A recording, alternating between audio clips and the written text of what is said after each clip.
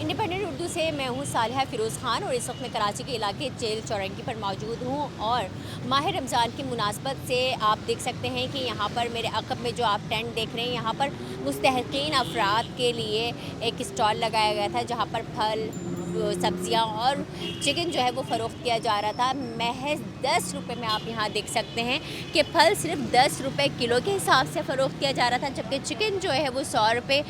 Kilo के हिसाब से यहाँ पर दिया जा रहा था। यहाँ पर मुस्तफ़ा हनीफ़ नामी ये ट्रस्ट है, जिन्होंने मुस्तहक़ीन अफ़राद के लिए ये कदम उठाया था, ताकि माह रमज़ान के मुबारक महीने में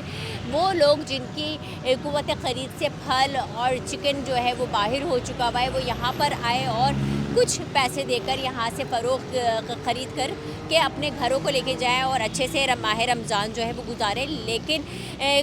एक जो है काफ़ी बदनज़मी का माहौल यहाँ पर पैदा हुआ, लोगों का हुजूम उमड़ आया और एक दूसरे के ऊपर लोग गिरना शुरू हो गए और छीना झपटी का एक माहौल यहाँ पर जो है वो बन गया था, जिसके बायस जो है वो मुस्तफ़ा हनीफ़ साहब ने एक सोशल मीडिया पे वीडियो भी अपना जारी किया, जिसमें उनका यही कहना था कि बहुत अफ़सोस की बात है कि मुस्तहक़ीन अफ़राद के लिए ही यहाँ पर ये टेंट लगाया गया था, लेकिन उन्हीं अफ़राद में जो है वो एक बदनज़मी का माहौल जो है वो यहाँ पर पैदा किया, जिसके बाद उनको काफ़ी मायूसी का सामना करना पड़ा।